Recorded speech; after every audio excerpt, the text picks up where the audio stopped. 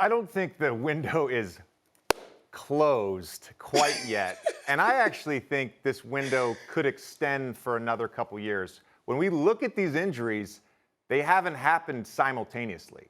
And we all know that for the Warriors to be at their best, they need Draymond and Steph together. They need Klay out there. They need those three guys working together. Draymond came on my podcast a couple months ago, and he talked about this. Look, in a separate situation, Draymond would have found greatness. Steph would have found greatness. Klay would have found greatness. However, to reach their best, they all need each other. And so if we look at Draymond has said recently he feels great. Steph's got an ankle injury. There's some question marks there. Not anything he can't recover from in time for the playoffs. Klay has shown flashes lately of being the Klay that we all got used to for the last decade.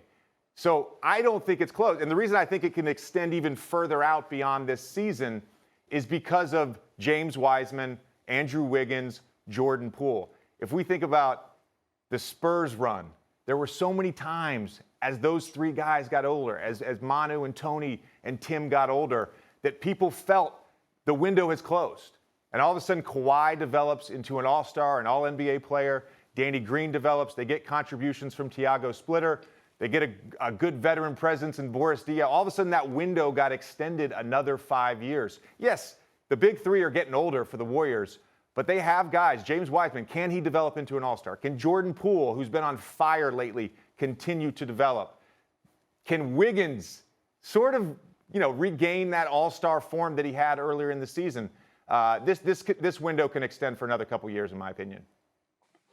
Okay, so JJ, I hear you in theory, right?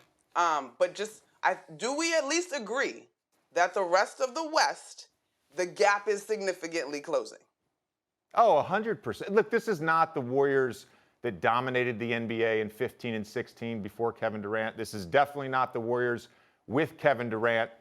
But as a contender, they are in that conversation. They still are in that conversation. They still have enough. And there's been flashes at times throughout this season. They've shown they can be one of the best teams in basketball. And look, the jump the Grizzlies have made, I don't think anybody expected that. Let's not rule out the Jazz. Let's not rule out the Mavericks or the Nuggets if they get guys healthy. Of course, the Suns are the best team in basketball. There's great teams in the West. But this window's not closed. Hold on one second, because you just named a lot of teams. I want to move this forward. Right now, if you had to pick, you gave me like 10 teams. I mean, it's cool. I get it. I gave you four. Okay, maybe five. There were so many, I lost count. It's fine. JJ, Four other teams. JJ, if today was the day, you're a betting man. Who's in the Western Conference Finals? Well, I don't know the final seedings. The Suns are certainly going to be in the Western Conference Finals. The interesting matchup to me is if the Mavs, who I think are 2 games out of third place right now, if they get to the 3 seed, if the Warriors continue to lose games, and we see a Grizzlies-Mavs second-round matchup, there's a real chance the Mavs can advance to the Western Conference Finals. That's a good matchup for them. Interesting. If it's Grizzlies-Warriors in that second round, I think it's Grizzlies and Suns in the Western Conference Finals. Monica, what about you? Who would you have today, Western Conference Finals?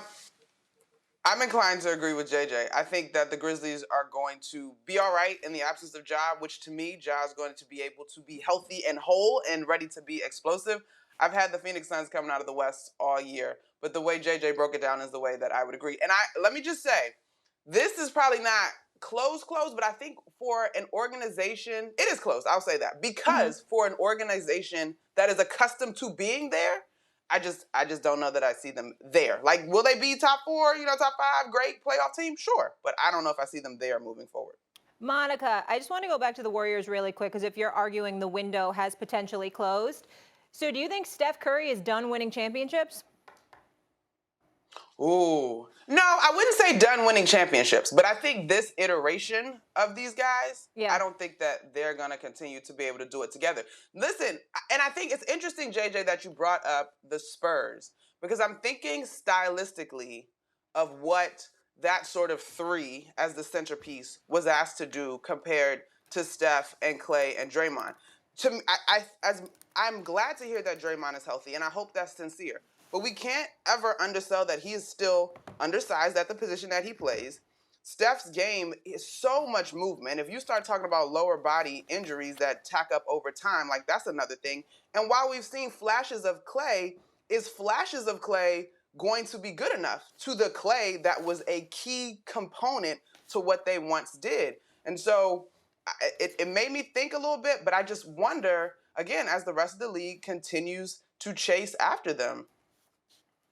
Yeah, stylistically, the Spurs played a bunch of different ways. There was a progression into whose team it was. It was Tim's team. It was a heavy post-up team in the early 2000s. Then it was Tony's team. Then it was Manu's team. Then it was Kawhi's team. When they beat the Heat, and of course they lose in 7 games in 2013. When they beat the Heat in 14, though, they're running like a spread pick and roll offense with heavy ball movement, attacking closeout, getting three-point shots. So they changed their style quite a bit. The one thing I want to just say about Clay is that I'm not thinking about this version of Clay that we're seeing this season. I'm thinking about the version of him a year out, 2 years out. Look, Clay's 30 years old. Okay.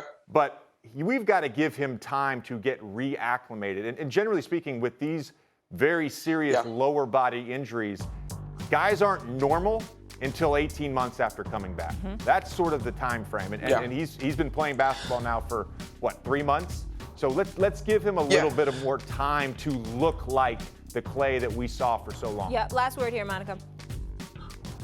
I agree with you, JJ, and which is why I think we were excited to see Clay return, but you got to give it a little bit more time. But let me ask you this. Is there a Kawhi Leonard on their roster right now? Somebody that can be the next guy to lead it, in your mind? No, there's not. Not Kawhi, but you know what I mean. No, I know what you're saying. My point was, look, Wiggins has shown that he can be an all-star, and certainly when he played in Minnesota, he was a high-volume shot creator, so there's definitely talent there. Thanks for watching ESPN on YouTube. For live streaming, sports, and premium content, subscribe to ESPN+.